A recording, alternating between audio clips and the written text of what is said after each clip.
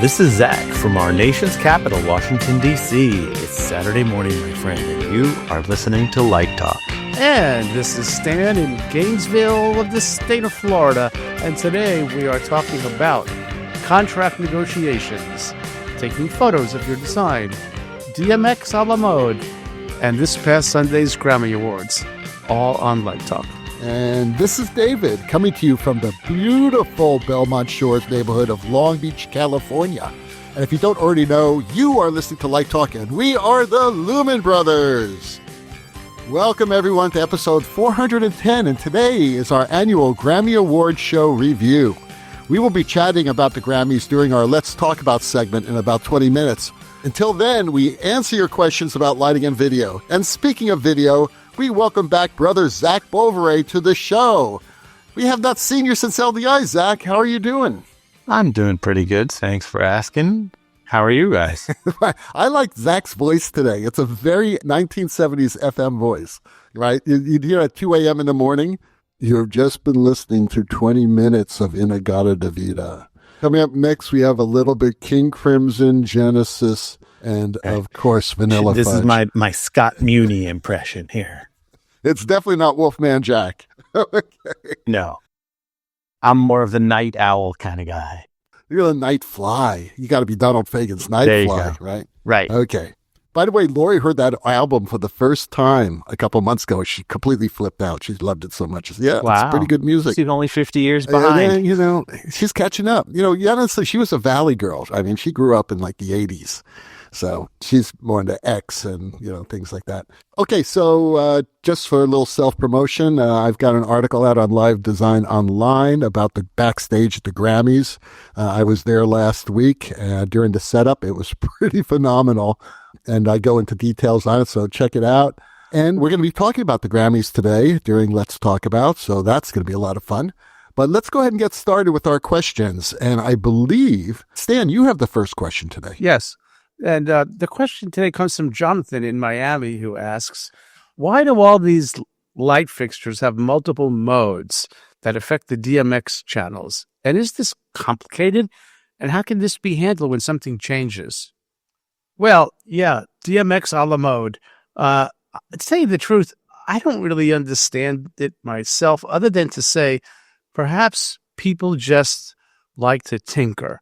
Some people like a simple ice cream sundae, just vanilla in the cup, scoop it up, you're good. Some people want a sundae. They want sauce and they want cherries and they want nuts. Some people want a banana split. So they want all these different aspects. So I love the analogy. I'm getting hungry. You like it? Well, I don't get to eat ice cream too often, so I can dream about it. But, I think it's like if you want to just control the light with 3 channels and all you want to do is red, green, and blue, even though the fixture might have 7 or 8 LEDs in it, you get what you need and you're quick and dirty. Other people might be more discerning, might be more, I want to control all 7 LEDs independently. Or some people might be more interested in working with hue and saturation. So when it gets complicated, because if you've got a string of them and you have a mixture of fixtures set to different modes, one might be using 3 addresses, one might be using 7, and if they're next to each other, you might have overlap, and then 2 fixtures are behaving when you think you're clicking to 1. So it's kind of, you have to sort of specify that for your electrician, and you have to sort of realize how many, addresses the fixture's going to take up. And I just thought of another sort of like notion or maybe metaphor for it. Like, JPEGs, because you guys are going to talk about video today, right? So somebody taught me that like a JPEG, which I think Zach will correct me, is like Joint Experts Photographers Group, right? That's what it stands for, I think. And it's some Right, Photographer Experts Group, yeah. Yeah, Joint Photographer Experts something group, yeah. So they have sort of I guess it's a mathematical thing about how they compress the file. Whereas if you shoot something like in RAW, it's much bigger, and then in the editing room, you have more control over it, if I get it correctly. I once read an article that kind of compared it to like baking a cake, where if you're not really a great baker and you want to make a nice cake, you buy the mix, and it tells you how much of everything to put in, and you put it in the bowl, you add the water and whatever, and the milk, and you get the batter, and you get the cake. And some people like to cook with their own level of creativity. So they're going to have all the ingredients, and then they're going to decide how much to put in, how much of this, how much of that. So they have more control over the outcome.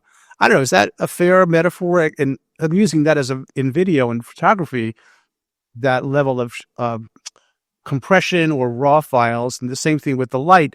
I just want to get it to be red. I don't want to have to fiddle around, or I really want to control it with great accuracy and precision. I think that's the real reason behind the modes. And I'm curious if David cares. If he does, do you ever care when you spec your design? Oh, he's retired now. Does he care? I know he just did a big show at San Francisco Opera. So Yeah, well, do you care? Do you care what mode the fixture's in? no. Okay, then why do they have them? Usually a programmer or an electrician will ask me if I want the fixtures in 8-bit, 16-bit, whatever bit mode. And you know what I tell them? I said, give me everything you got, baby. I assume you can do more with it. What do I know? If you put it in direct mode, it's like 9 or 12 channels. If you put it in RGB mode, it's 4 channels. So I don't know if you care. Do you want to be able to control each LED separately? Or Who knows? All I know that if I don't have that capability when I start, I can't add it later. Right? That's Zach? true. It's a pain in the ass. Right. That is true. And I would say that at the end of the day, this all comes down to your eye and your brain. Right. And what you want to see on stage. And if you're seeing what you want, then on some level, it's kind of like, who cares what mode it was in if it looks the way you want it to look? If you have a workflow that works for you, then I say keep doing it that way. So do you specify modes for your fixtures or your projectors? Well, I mean, in a lot of cases, you don't necessarily have a choice in the video world as much. Like there is, using your example of the JPEG, the thing that kind of popped into my head is it's like JPEG is like sweet and low, where raw file is like organic sugarcane, right? And you have the amount of sweetness that you want to add, and it could be a combination of I'm putting bananas and apples in this and other things that are sweet, where when you have sweet and low, it's just sort of like, that's what it is. And it's all about your perception, and that's the way that a JPEG works. The algorithm is basically like, how much data can I throw away while making sure this still looks like a picture of a cheeseburger or whatever it is. And I think that's the same in the case of the lighting as well. It's like, how much data do I need to express the color that I'm seeing in my mind?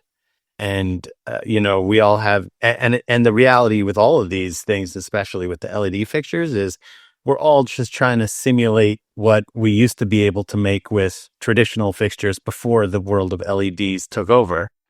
And so how much data do we need to force through these devices to stimulate an incandescent light in some ways? The question I want to answer is, why do they make so many modes? Do we need them? Well, there are a lot of nerds out there too who design for the numbers as opposed to for their eyes. Yeah, is it just a nerd thing? Right? Is it just a nerd? Well, I've been in situations where there are people who are like, the thing that you're trying to do mathematically isn't going to work, and I'm like, it's going to work. It's just I see it, I know what I want it to be, and they go, but mathematically, and I don't care about the math. Okay, I'll give you an example of where I found a direct mode useful. So I think we were lighting some piece of art or after an address, I forget what it was, but we wanted to make something red pop without changing the overall feeling. So because I could access just the red chip independently, I could bring up the red and all of a sudden the dress just popped without affecting anything else, without affecting, it was just sort of remarkable that you can sort of, it's just like, I guess it's like equalization in sound, David, where some people will like to boost a certain frequency or cut a certain frequency. So there was some sort of artistic gain from being in direct mode. If you're doing something that, subtle, or you want to boost the blue because somebody's wearing a blue dress or has violet eyes or whatever it might be. Speaking of sound, a lot of times when I'm mixing sound, I have a choice. If I want to change the frequencies and the filtering of a 10-band equalizer, 20-band equalizer, 30-band equalizer, or parametric equalizer. And you know what I end up using? the 30 band Yeah. or the parametric equalizer. Yeah. Because I want to have those options. I want to fine tune the sound. Because I can really isolate better because I have a very sensitive ear to that. It's the same thing with lighting. I mean, something's not hitting exactly that green blue that I want, and then it's like jumping. I don't want to see that. I want something halfway. But who has the time? But then it sounds like that because of your discerning eye, you would set the modes with the most granular control you can get, and you use it. That's the thing, and you use it. I think there's another layer to this that both of you guys probably deal with a lot that you may not even think of anymore because it becomes such second nature, which is it's not just the light that you're casting with your fixture, but what it's hitting, what the surface is, and that you want something to look a certain way, you may have to send a different color onto a surface that's tinted in a certain way to get the color response you want. And so it may, like on paper, look like that might be weird because that shouldn't make red, but it makes red when you add those two colors together. We could do a whole separate show on the evolution of color and color perception because I know like my kids, since they're in school, have learned a lot more about this than I have. That, in ancient times, they believed that the sea was red and that there was a different word in Aramaic for blue and light blue because they felt that those colors were so different that they weren't just a variation on each other. So the way that we perceive and interpret and describe color in general now is so different than what it has been hundreds and thousands of years ago. And theater goes back thousands of years that we've had to change how we describe these things. And so I think having that granular control is definitely a useful tool. But I know like David using the music analogy is a good example too. When, I have a fretted instrument and a fretless instrument. So with my fretted instrument, I don't really have a choice. I just go up in half steps. With my fretless instrument, I can kind of slide around and make things a little more sharp or a little more flat than the actual correct pitch to help kind of push things emotionally in a certain direction. And on the technical side, if you don't make that decision, you got to decide the mode early on so it gets put in correctly. And so David has a good standard. Just give me the most control I can get, whether I use it or not. But the equalizer example is a good one that, more, but then I don't know. Sometimes simplicity is what you need. Sometimes complexity is what you need. And right. I mean, if you have 2 hours to tech your show instead of 2 weeks, then you may not want that much granularity. Well, exactly right. Exactly right. Yeah. So Nancy from Las Vegas asks, how do you negotiate a fair contract? I am just starting out in the profession and I don't know how much to ask to design a show. How do I negotiate for a higher fee? Oh boy. Well, Nancy, isn't there something called favored nations? Remember favored nations? Favored nation status? They pay everybody the same. Some companies actually do that. I mean, I get a call from the production director and they say something like, hey, we're doing the show and we can offer you, $12,000 to do it, or something like that. Do I negotiate at that point? And if it's a union show, there's usually a minimum, so you can check the union rates and all that sort of thing. I think there are certain things that you can do to negotiate for a higher fee, and certain elements that have to be in place. One of them is who the director is, and have you worked with the director before? And then usually the director has requested that you do the show. If you're the only one who really can actually do that show and work with that director in that relationship that you have with that person, then you do have a little bit of standing of negotiating a little higher rate. Now, I never get crazy. Okay. Like somebody offers me $12,000 to do a show. I don't say, I'm sorry, I'm not doing it for less than 20. That's way out of the line, especially if you know that they're paying everyone else in that area. Maybe some designers get 15, some designers get 10. Believe me, we kind of know what we get. We talk. And one thing I would suggest, if you know another designer who's worked in this place, go ahead and give them a call and ask them. If you know that they're actually going to be able to pay you 15 because that's what they've been paying the last 3 designers and they offer you 12, well, then you can say, no, I'm sorry, I wouldn't do it for less than 15. So it just depends how much power you have. Now, if it's a union gig and they have signed a collective bargaining agreement with this theater company, then people are going to be really upfront because that is, public knowledge. So you can call the union and get the rate and get the CBA on that particular theater, and you'll see exactly what they're doing. Another thing that is important to consider is this like just a one set show? You're going to be in Texas for maybe a week, or is this like some sort of crazy opera extravaganza like I do a lot of times, where you're going to be in Texas for like 2 or 3 weeks? And you got to understand that sort of time is sort of divided then into what your fee is. And before you know it, you could be making more money at the In-N-Out Burger than you would be in being a lighting designer. So you don't want to sign on to a show that's going to take all this crazy amount of time for what you may think is a large fee, but it's actually going to be so spread out, you're not going to really be making that much hourly. How much to ask? That answers that question. How do you negotiate? You basically say, this is great. Thank you very much for the opportunity.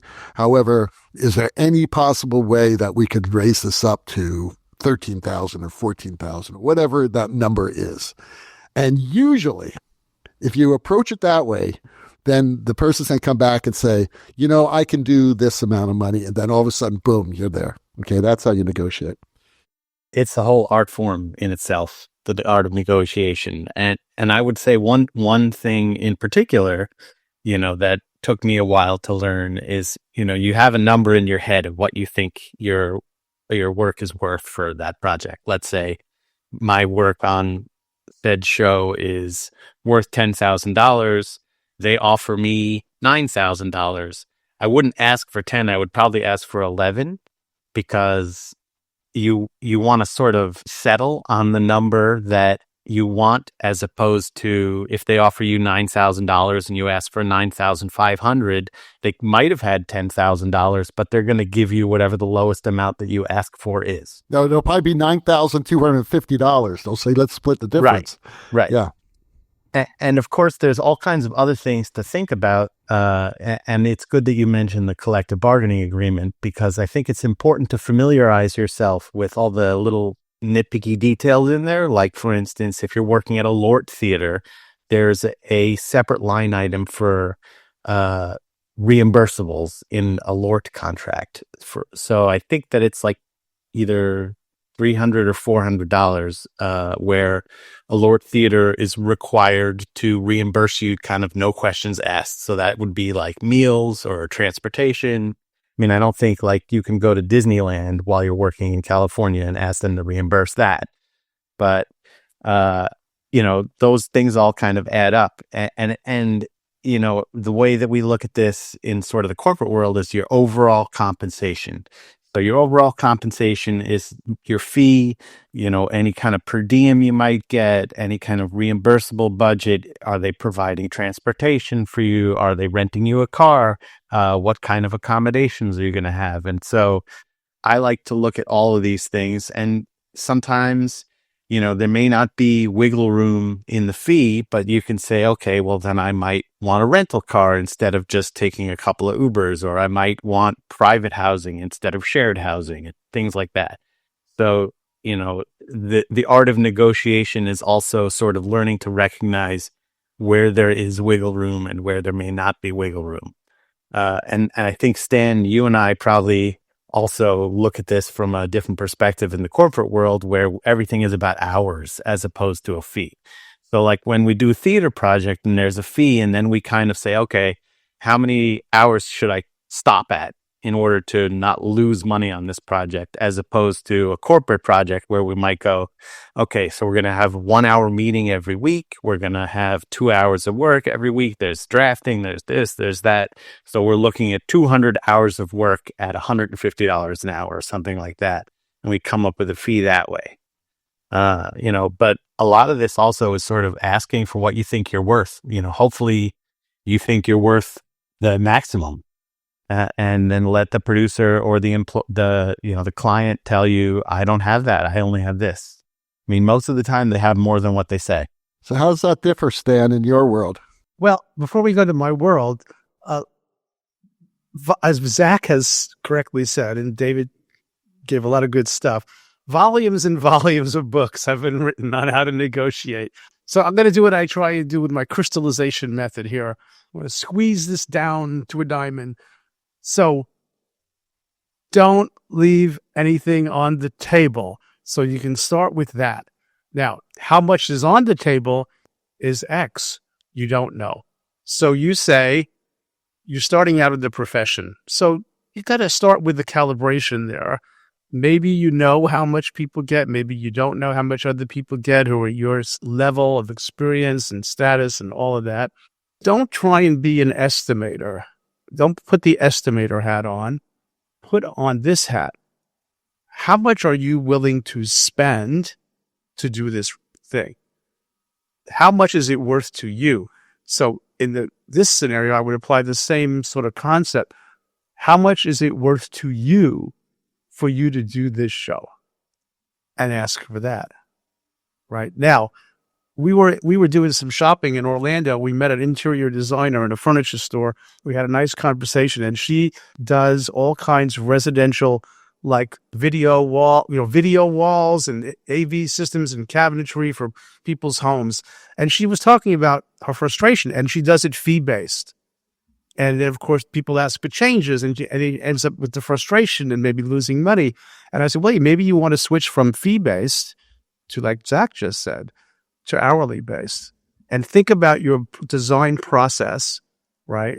And you can make an estimate if you've done some shows or you've done some projects. Well, usually to come up with the idea, schematic planning and conceptualization takes about this many hours. And then to kind of draw it up takes this many hours. And then I build in a few hours for changes. And so just break your process down into chunks and make your best guess on the hourly estimate and then put an hourly number to that. And she said, I never thought about that. And I said, well, it doesn't usually happen in residential construction. People just give you a fee. Right. So it's I think the internal argument you might want to have with yourself is you don't have to tell people you're doing a hourly based thinking, but you could use that in your own mind to then come up with what your flat fee is. All right. Well, everybody, don't forget that you're listening to Light Talk with these three Lumen Brothers, and Light Talk is sponsored by a public service announcement from the Mediocre Artists Rehabilitation Fund. Do you hate award shows? Do you feel left out because you were not nominated for some stupid award and now you feel like a second-class artist? Do you watch the Grammys, Tonys, or Academy Award shows and fantasize what it would be like to sit down there in the VIP section next to Chappell Rone, Madonna, Lady Gaga, and be still my beating heart, Trevor Noah? Anyways, could it be true that you are just not worthy of celebrity status? Well, if this is you, then the Mediocre Artist Rehabilitation Fund can help you conquer your pathetic insecurities by finding an appropriate gimmick that will make you stand out from the others. Whether it's wearing a cowboy hat and claiming that you are now a rap country crossover artist, or you bring your partner to the red carpet dressed in, well, nothing. Whatever it takes, we can help you. Just call 800-GRAMMY-BABY for the help that only we can offer. The Mediocre Artist Rehabilitation Fund, making hacks into stars. And now, back to Light Talk.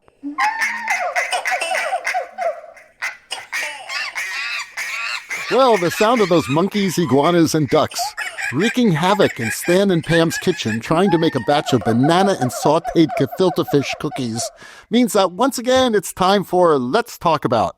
And today's Let's Talk About is all about the 225 Grammy Award Show. Yay! It was like a Muppet intro. A week ago on Sunday night. Well, as I said earlier, I was actually backstage at the Grammys during the setup of the show. It was pretty amazing. So I had an inside look. I met a lot of really interesting people, and it was just a phenomenal setup. And you can read more about it in Live Design Online. I won't get into it now. But this was really a very interesting and impressive show. Before we start, though, just a quick shout out to the production designer, Julio Jimenez, from the Yellow Studio, and I hope I pronounced your name correctly. The audio producer was Michael Abbott, And of course, lighting designer Noah Mitz, along with the many, many creatives who designed that incredible content that we saw in the video. So everyone involved, kudos to all of you. So now let's talk about the show. And I want to get a lot from Zach, because I firmly believe that the video drove the damn design of this show. They had these gigantic video walls that would fly in and out. So they certainly had the equipment to do it. And I'm just like blown away by the design of the video. Just overall speaking, the video was just overwhelmingly beautiful and effective. What did you think, Zach? I mean, I would absolutely agree.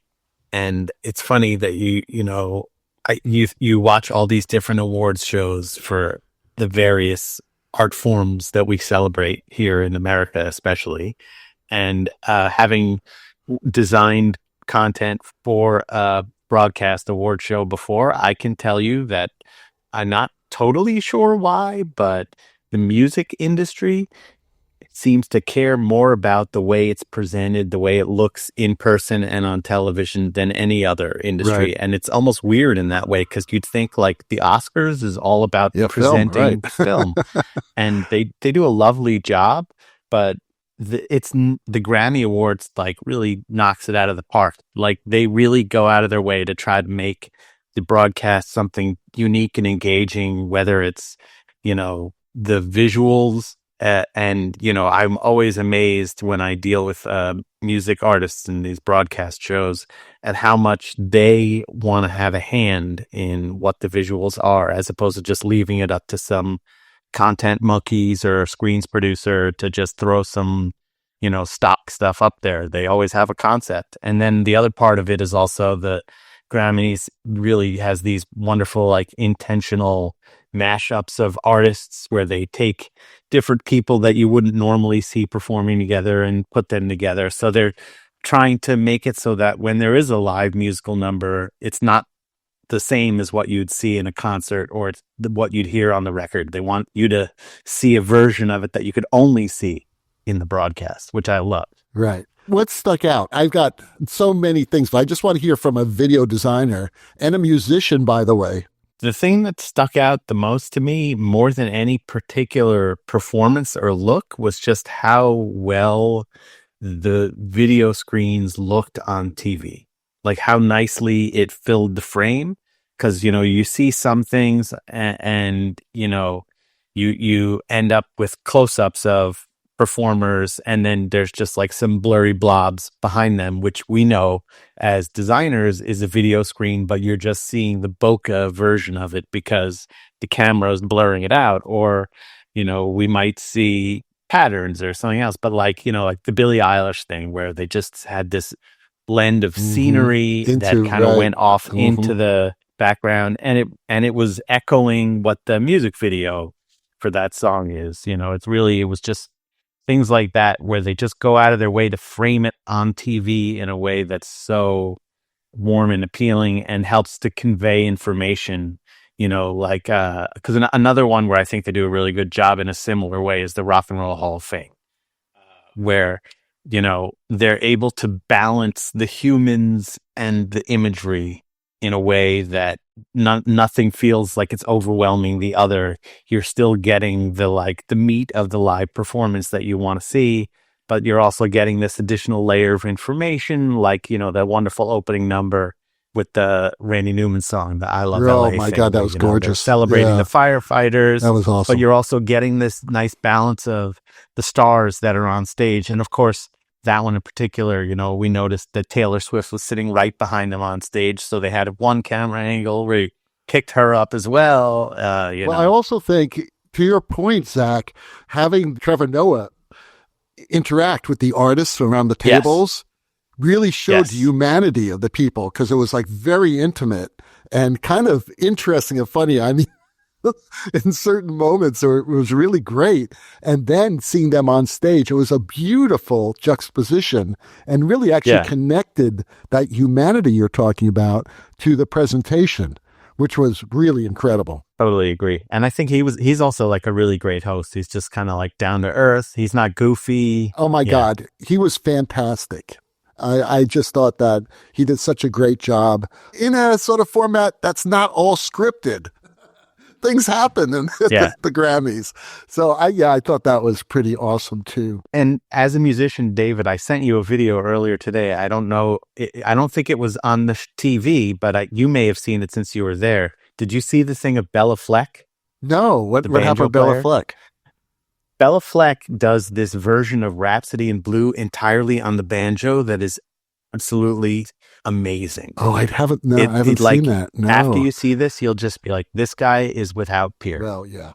It's like Stevie Wonder and Herbie Hancock sitting together during the Quincy Jones tribute. That was amazing too, you know? And those kids singing We Are the World, those were kids from the 2 schools that burnt down during the fires. And speaking of the fires, I must give the whole Grammy organization and all the artists credit for dedicating this show to fire relief. And they raised a ton of money. Even I donated during the show because I just think it was so beautiful the way they did it. And it was all themed to LA. And all the artists, a lot of the artists were from LA, like Chappell Rone. She came from the Midwest where she didn't feel at home, and she came to LA, and LA is like now her home. And you could tell that in her performance, which, by the way, I thought that Pink Pony Club was just spectacular visually. Yeah. And the music's great too, by the way. You know, you could tell there's a lot of influence of Kate Bush in her, both in her music and in her style of dancing and her voice, which is great. But at the end of that, when they had all the video, like shooting across, and the guy was on the horse and all that, and they were all running, that was just really cool. Yeah, I felt like in a lot of these performances, there was just sort of like a humanity and a levity, like a humor to it that, you know, that they know not, you know, we don't take on ourselves so seriously. You know, we're also real people. And I really I love and appreciate that. And it really started at the beginning with Sabrina Carpenter and her number. Oh, yeah. When first of all, the follow spot is sort of like creeping up on her, right? Because the wall's going up, revealing her. And you see this follow spot intentionally like jerking and creeping up and then not hitting her. She moves over and then it moves over to the other side. It's that old follow spot trick. But the funniest part was when she was coming down those stairs when the number started and she went right into a trap. You know, she just sort of disappeared. Yeah. Oh, no. I thought that was awesome. Clever. You know, the whole show was filled with stuff like that. Let's talk a little bit about, though, the content, because I found every piece, every design for all the performances so different, so unique. And something you talked about earlier, Zach, about these artists who want to have a say on the look of the show. And it also goes to sound, by the way, because I was talking to the chief sound engineer of the show, and he was telling me how he works with the artists and the artist representatives to get the correct mix that they want. I assume it's the same with video. Is that correct? Yeah. I mean, in my experience, it's usually like that, you know, like Sabrina Carpenter's performance, you know, that humor and those kind of gags that, you know, those are part of what her shtick is in her live tour. And so I think that probably more than any other award show, the Grammys is where they're like, you know, I mean, people say like the Golden Globes, you see more of people's personalities because there's drinking at it. But I think that this is, you know, these are people, and you know, David, you and I especially, and I'm sure Stan too, you know, coming from the pre-MTV era where for us music was mostly about what you heard through your headphones or what came out of your speakers as opposed to what you saw on TV, you know, that these people now, like, their image is probably more than 50% of what they're selling, you know, and so they're very, very protective and inventive about what their image and their performance is. And I think that in my experience, I've seen people who are like, I'm not going to go on unless I can do it the way I want to do it. Right. You know, and to that point, certain artists like Shakira and Charlie XCX and Janelle Monáe, just off the top of my head, they have those images that they're all different, which is great. So the personalities are really different. But the music and the video and the lighting really emphasize that, which is what made it so great to me. It wasn't just pretty pictures. It was really the essence of the personality of the performer. Chappell Rone. I mean, she's the perfect example of someone who just uses the design to support the music. Just stunningly effective. I also have to mention right now that Noah Mitz's lighting for Chappell Rone was amazing. He had these uplights behind the platforms that were shooting up this beautiful golden light that electrified her hair. It was beautiful. Let's talk a little bit about their tribute to the fire victims. In the middle of the show, they had this wonderful, wonderful moment where it was very sad, but probably the best short documentary I've ever seen about the LA fires. It was really very touching. And my favorite little part of that was when this married couple, was sifting through the ashes of their home. And this guy says, "I found it." He holds it up and it's his wedding ring. And I started to cry. It was amazing. And then they transition into that beautiful Lady Gaga and Bruno Mars rendition of California Dreaming. Oh my God. And they used that stage that was in the audience around the tables, which made it so intimate. No projections, just very simple lighting. And it was just so beautiful and intimate. After all the bumps and chases and things like that we see, we have this beautiful, intimate moment. And it was, in a way, is the same thing with the Quincy Jones tribute, where they just had Stevie Wonder and Herbie Hancock sitting on the piano bench, sharing a piano bench, doing a duet, a harmonica piano duet. It was just incredible and beautiful. Yeah, sometimes the most powerful moments are when you just let the people do their thing and they don't need any of that support. Exactly. Again, it's less is more sometimes, and it's all about contrast, that they figured out the rhythm of the show and where they're going to put these parts. Where are you going to put the in memoriam part, because that's always going to be somber and quiet. And where are you going to put these moments about the fires, which was very important because they were raising money and showing support to the community. So since you were there, David, Mm-hmm. do you know how much prep time they have before the actual broadcast? Yeah, about 2 weeks. Oh, yeah, wow. and it's a lot to set up. Matter of fact, if you look at that Live Design Online article, there's a lot of photographs in the tunnels. It's funny because that last number with Charlie XCX, it starts in the tunnel. When I first went there, I went into the audio trucks and I saw all the audio trucks, which was really fascinating. And then they took me down into the facility through that tunnel. And that's one of the things that I wrote about in this article. What was in that tunnel? All the audio, the fiber optic matrices, the wireless microphones, where there are hundreds of them. Just thinking about isolating frequencies on microphones, right? And you have so many microphones and you're in a downtown area. When they renovated Crypto.com Arena, they painted the whole outside with RF reflective material so that it would keep those frequencies from coming in, which is also very interesting. That's amazing. Yeah. So, it's about 2 weeks easily. Hey, that's great. Yeah. I mean, it's great that they can get that time, and it shows. Let's give a shout out to Noah Mitz, because I know this is at least the second or third Grammy Awards, and I think he won an award last year for last year's. This year was beautiful. It really was. And I have a question for you, Zach, because I watched this on my brand new 77-inch OLED screen, right? With 5.1 stereo. It was just magnificent sound and lighting and visual mix. I could not tell, even though I knew that a lot of that video was representing actual lighting fixtures. And there was a number toward the end where it looked like there were strip lights on the bottom of the screens, and they were chasing.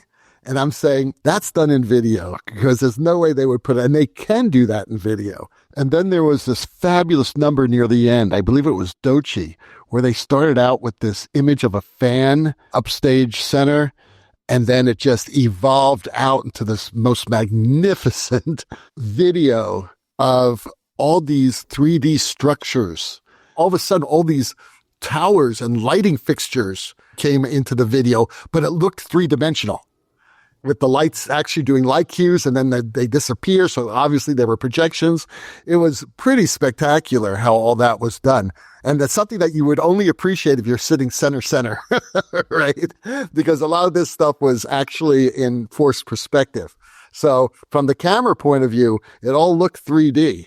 It certainly did. So I'm sure all that was really thought out. Yeah. I mean, I would agree. I mean, I also kind of wonder how much of that is done with like media servers that you'd see in like a volume, you know, where they shoot things where the camera is being tracked and it automatically is altering the perspective of the imagery, you know, in order to get it to appear certainly on camera.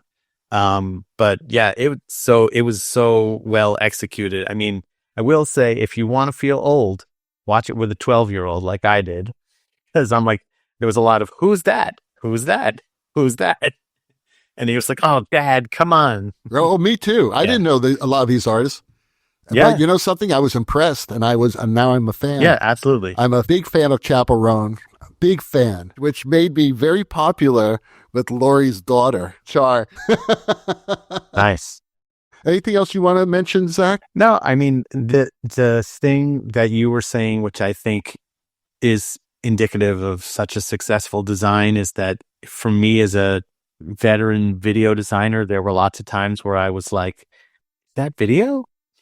You know, if I can't tell, if we can't tell, then I think it's a success. I mean, there were times that ring of video in the center screen where I was like, is that thing metal that they're projecting on? Is it a video screen? I can't even tell. You know, there are times where things are questionable enough that you can't tell, but you can't let it go either. And it kind of like occupies your brain for the whole time and of you wondering. But this was so successful that I was able to just let it go and enjoy. Well, I watched it 3 times. And you were there. Well, I was there for the setup. I wasn't there for the actual show. But I watched it 3 times. And that was a long show. It was 3 hours and 50 minutes long. That's a long show. But after the first time I watched it, I just went from production number to production number, and that was probably about an hour and a half, maybe. And it was, there are still things I don't know how they did. I just assumed that their video and that the technology right now is so advanced that you can get away with stuff like this and make it quite beautiful and supportive and not distracting. And that is the key. It's not distracting. It is supportive. And it was. All the designs were supportive. In lighting, bravo, Noah and your team. In video, in sound.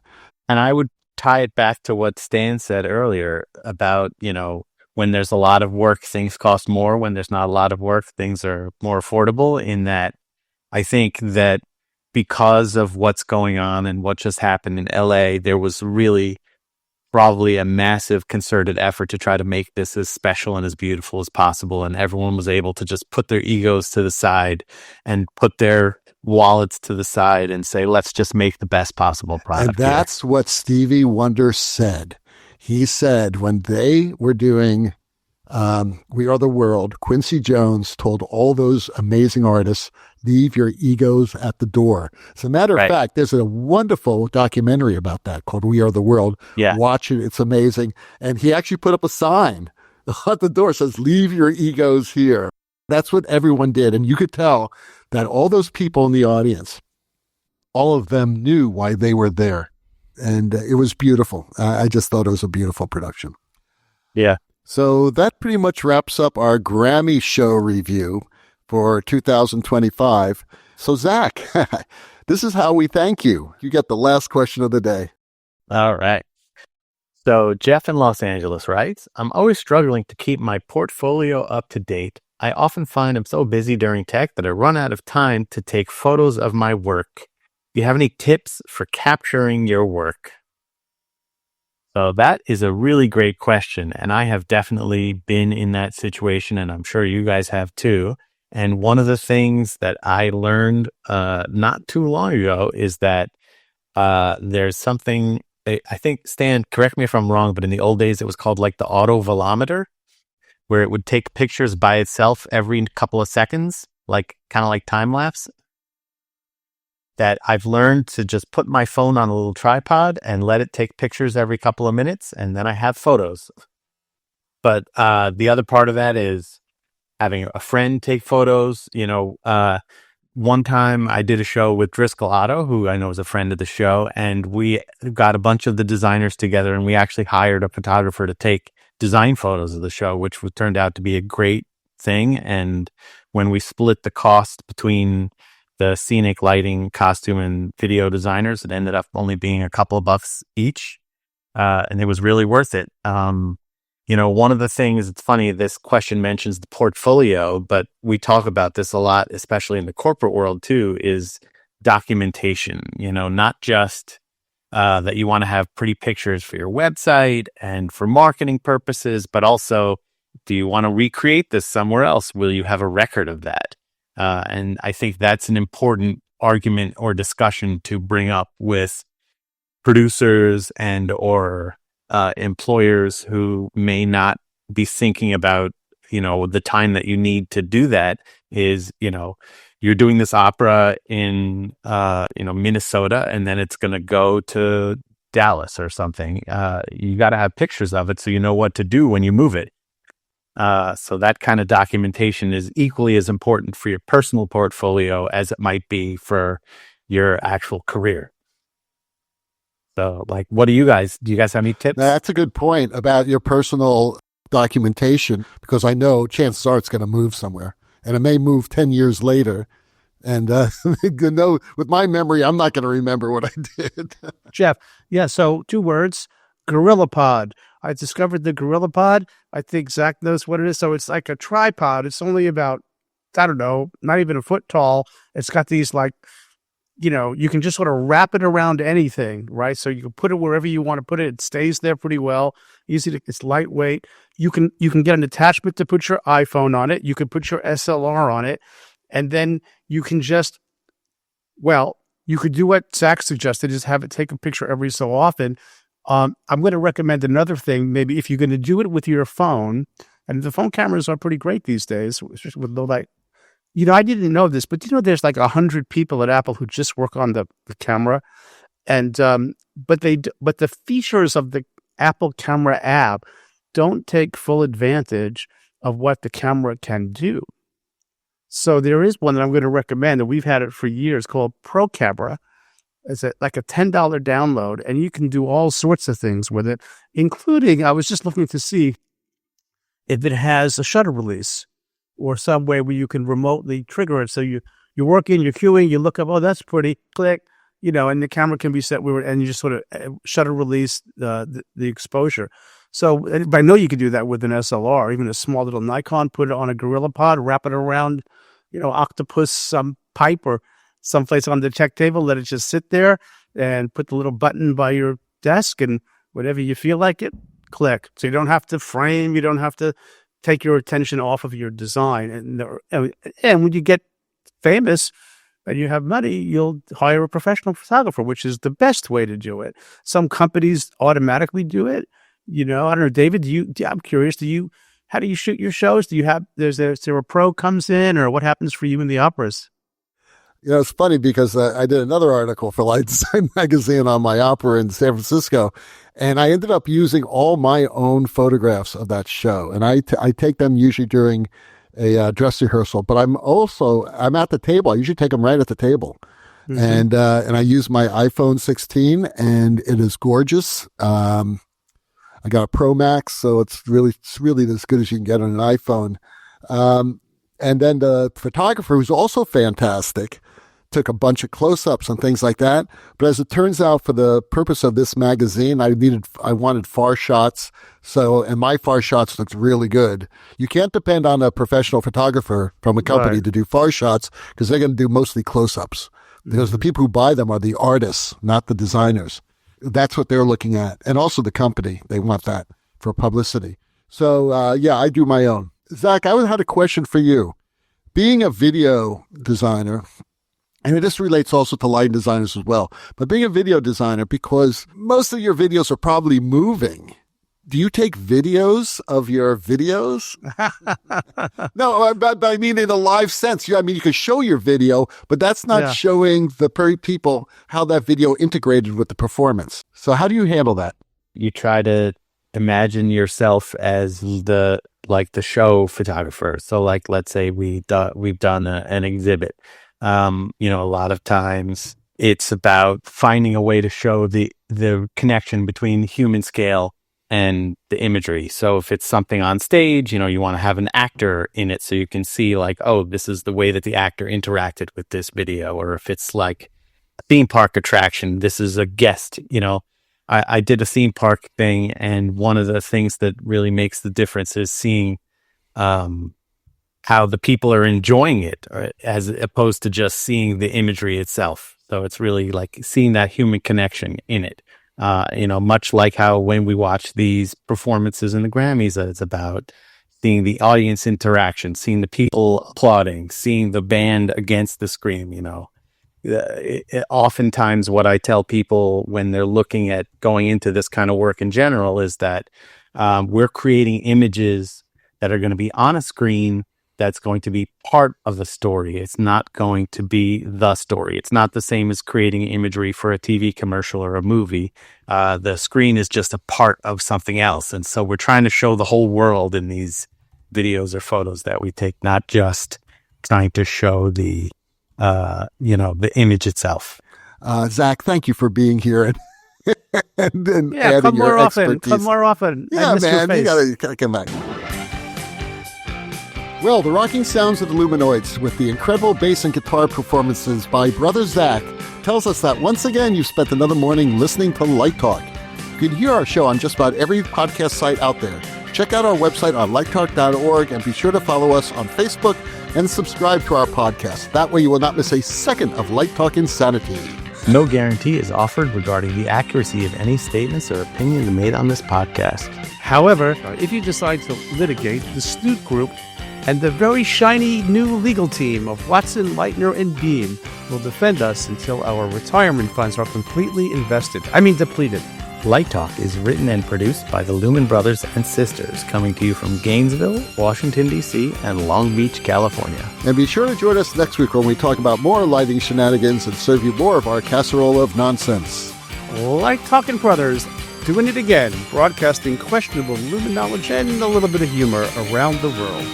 So we'll see you all next Saturday morning. Bye-bye from Light Talk.